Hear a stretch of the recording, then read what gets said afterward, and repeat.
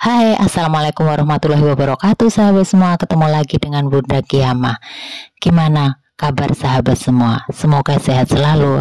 Cukup lama tidak berjumpa dengan Bunda Kiamah ya sahabat semua. Nah, untuk di video kali ini, setelah beberapa saat Bunda Kiamah tidak upload video, setelah kita sama-sama merayakan Hari Raya Idul Fitri, saya pun tak lupa mengucapkan mohon maaf lahir dan batin ya.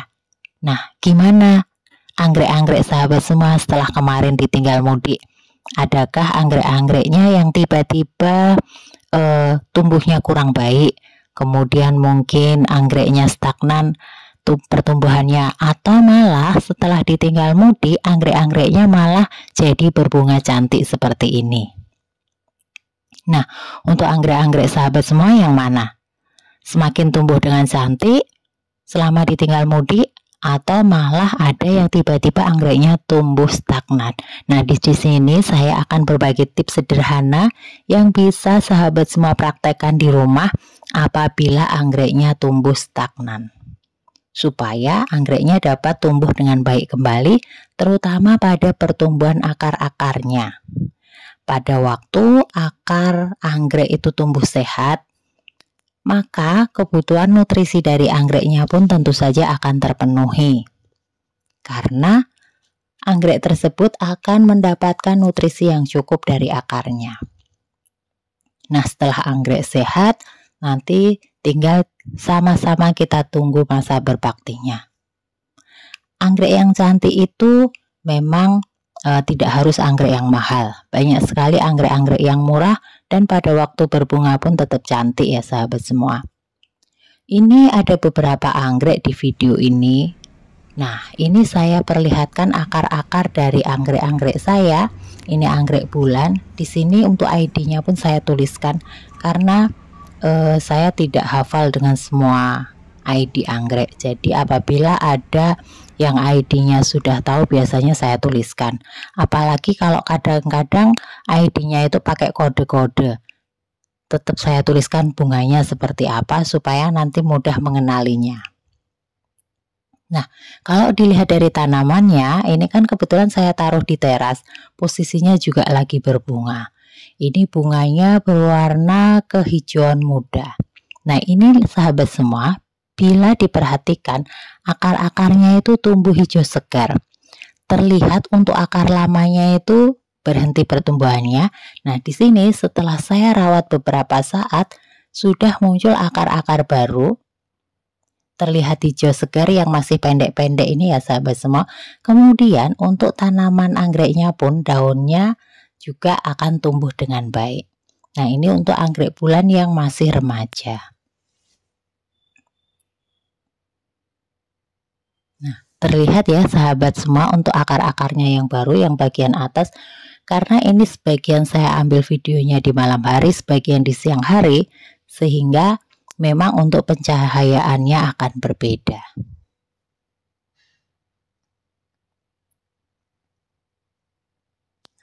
Di sini saya menyiapkan air, kemudian saya juga siapkan lidah buaya.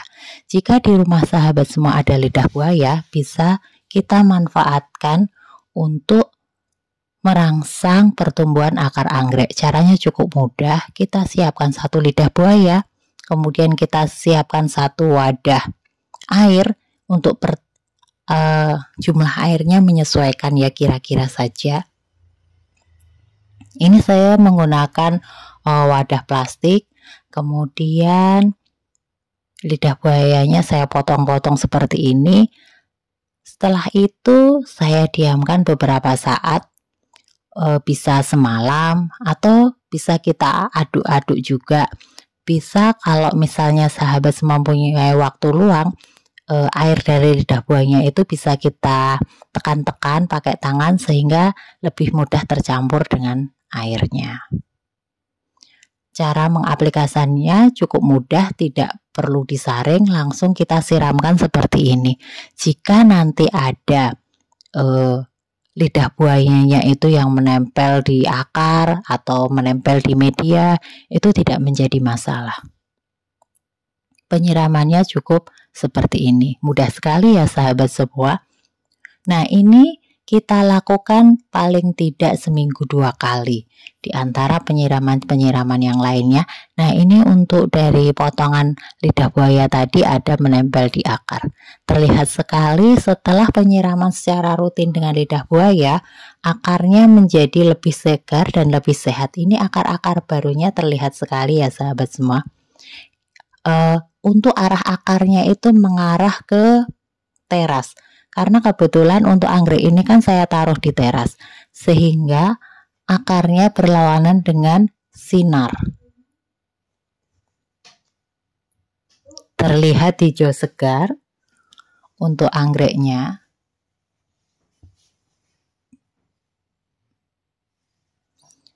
Untuk anggrek ini memang media awalnya adalah moss.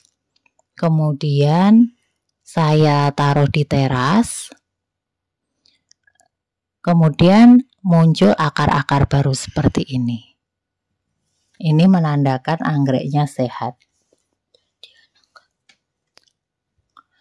Kemudian ini posisinya anggreknya juga baru berbunga ya sahabat semua. Ini bunganya yang berwarna putih kehijauan tadi. Ini dilihat dari atas. Kalau mau dilihat dari depan dari sisi sebelah sana. Nah, di sini di teras yang lainnya juga saya punya Oncidium golden shower. Ini juga saya perlakukan sama sehingga anggreknya mudah berbunga. Daun-daunnya juga sehat. Kemudian di sini juga ada anggrek Dendrobium keriting melintir, tapi ini jenisnya mini, plannya mini, bunganya juga mini. Jadi bunganya juga hanya sedikit. Ada ID-nya tertulis di sini ya sahabat semua. Kemudian bisa ditaruh di teras. Kemudian untuk anggrek-anggrek yang ditempel di pohon pun perlakuannya juga sama.